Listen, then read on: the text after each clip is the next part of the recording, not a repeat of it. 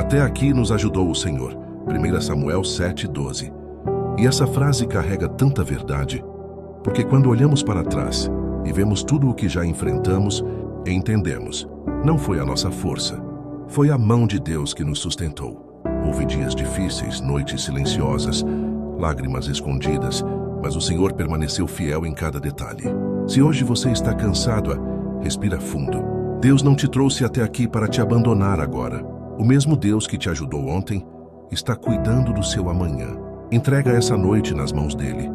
Descansa o coração, silencia a mente e deixa a paz do Senhor envolver a sua alma.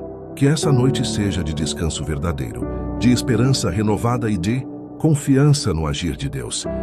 Que o medo se transforme em fé e a inquietação em tranquilidade. O Senhor está no controle de tudo. Em nome de Jesus, amém.